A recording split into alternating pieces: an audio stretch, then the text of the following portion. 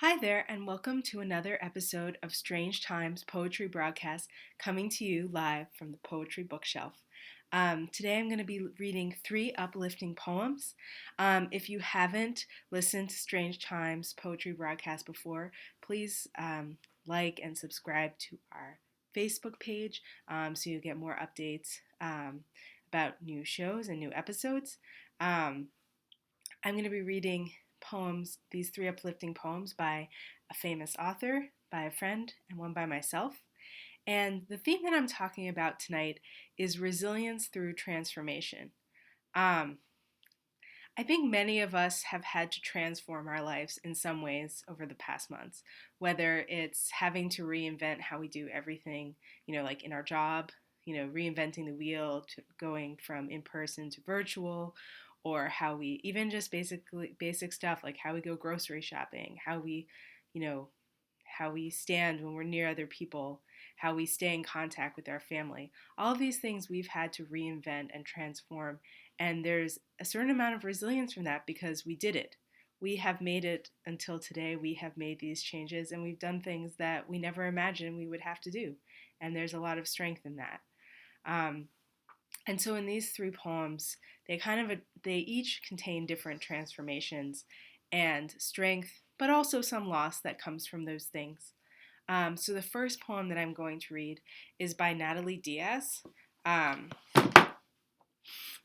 Sorry about that crash. She is the author of When My Brother Was an Aztec and also Post-Colonial Love Poem, which I don't yet have, but I'm getting right now because I'm so excited. But yeah, this was her first book from Copper Canyon.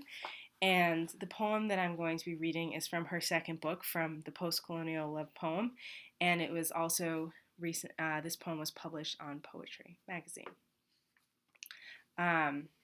And Natalie Diaz is a writer who also happens to be First Nations, and it comes up in a lot of her work. It was the animals. Today my brother brought over a piece of the ark wrapped in a white plastic grocery bag. He set the bag on my dining table, unknotted it, peeled it away, revealing a foot-long fracture of wood. He took a step back and gestured toward it, with his arms and open palms. It's the ark, he said. You mean Noah's ark? I asked. What other ark is there? He answered. Read the inscription, he told me. It tells what's going to happen at the end. What end? I wanted to know. He laughed. What do you mean, what end? The end. Then he lifted it out. The plastic bag rattled. His fingers were silken by pipe blisters. He held the jagged piece of wood so gently. I had forgotten my brother could be gentle. He set it on the table the way people on television set things when they're afraid those things might blow up or go off. He set it right next to my empty coffee cup. It was no ark. It was the broken end of a picture frame, with a floral design carved into its surface. He put his head in his hands. I shouldn't show you this. God, why did I show her this? It's ancient. Oh God, this is so old. Fine, I gave in. Where did you get it? The girl, he said. Oh, the girl. What girl? I asked. You'll wish you never knew, he told me. I watched him drag his wrecked fingers over the chipped flower work of the wood. You should read it, but oh, you can't take it, no matter how many books you've read. He was wrong. I could take the ark. I could even take his marvelously fucked fingers, the way they almost glittered. It was the animals I could not take. They came up the walkway into my house, cracked the door frame with their hooves and hips, marched past me into my kitchen, into my brother, tails sneaking across my feet before disappearing like retracting vacuum cords into the hollows of my brother's clavicles, tusks scraping the walls, reaching out for him, wildebeests, pigs, the oryxes with their black matching horns, javelinas, jaguars, pumas, raptors, the ocelots with their mathematical faces, so many kinds of goat, so many kinds of creature. I wanted to follow them, to get to the bottom of it, but my brother stopped me. This is serious, he said. You have to understand, it can save you. So I sat down with my brother wrecked open like that, and 2 by 2 the fantastical beasts parading him. I sat as the water fell against my ankles, built itself up around me, filled my coffee cup before floating it away from the table. My brother, teeming with shadows, a hull of bone, lit only by tooth and tusk, lifting his ark high in the air.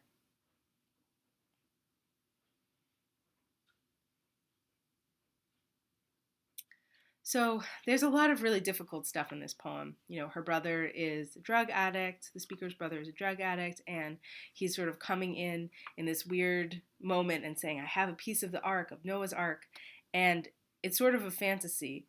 And the speaker is saying, I can handle the ark, but I can't handle this like fantasy of all the animals coming in and crashing everything. And so there's a lot of pain in this poem and difficulty. But I think as much as this is a poem about, people being haunted by these difficult traumas and abuse of substances, I think there's also just something at the end, the idea of the brother holding up the ark, like it's going to save them or take them away. Like there's some power in that transformation, even though there's a lot of powerlessness and loss. Somehow, also, it ends on this resilient note. There's something that's saving them. There's some strength that's being found in this moment.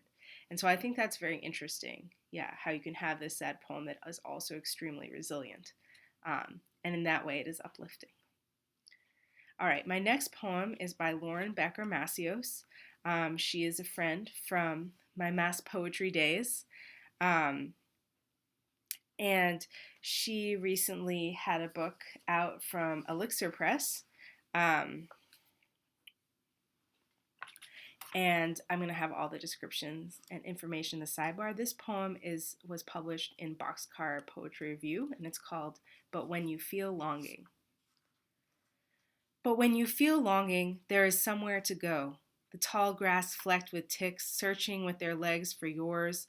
The boardwalk made of leafless trees staring all day at the full water, not at their own reflections, but at each wet molecule, together creating each wide wave, and each small fish curving its black body above the sand. When you feel longing, you are not a bride, not a bridge, not a bird, not a burrow hole, not a cave. You are a mountain, raised over years and years of your own listening.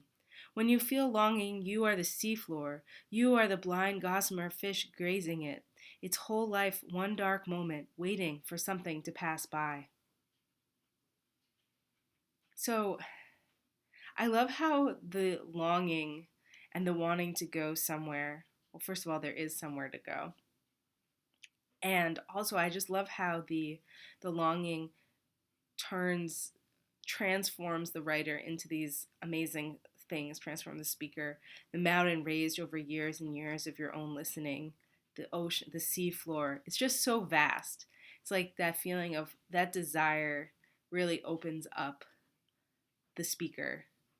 And I think, in time when we're maybe feeling a little cooped up, the ability to have our desire and ourselves become expansive is a gift. And I think also Laurin's book takes her title from this poem because the book is called Somewhere to Go, and that title comes from one of the lines in this poem. So I hope you check it out. It's by Elixir Press. I'm definitely going to get a copy. All right, and my last poem by myself is called The Circumstances of My Birth.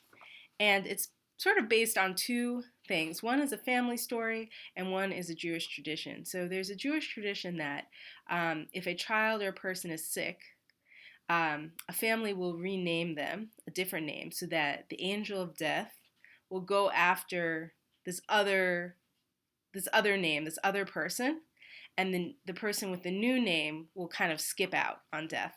And through this transformation, through this renaming, they'll be saved. So that's one. Hold on to that. And then the other thing is this poem was based on the story of my grandmother's birth, who her mother did not realize she was pregnant when she had her for various reasons. It is possible. And she also came out wrapped in a tumor, which is sort of, to me, was so interesting because it's like this baby that's born with, full of life is also wrapped in something that is so associated with death and sort of the fight between those things to survive. So hold on to those two stories as I read this poem. The Circumstances of My Birth. I heard I was born wrapped in a tumor. Twin death, they called it. Born in my mother's bed on the 5th of November, the grass already prickled into 1,000 gray pins.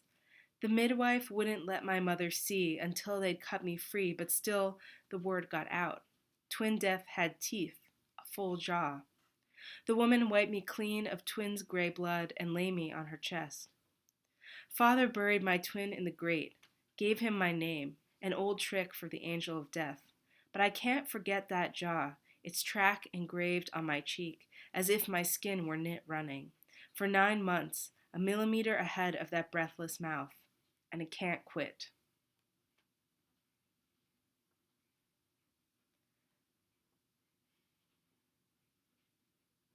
So I think through the new name and through this fight with between life and death, the transformation here and the resilience here is that sort of running ahead, just a few steps ahead of the disaster, and in that way being saved and living. And, you know, isn't every day just running a few steps ahead? I hope that these poems brought you some solace, and in the meantime, stay safe, stay sane, and good night.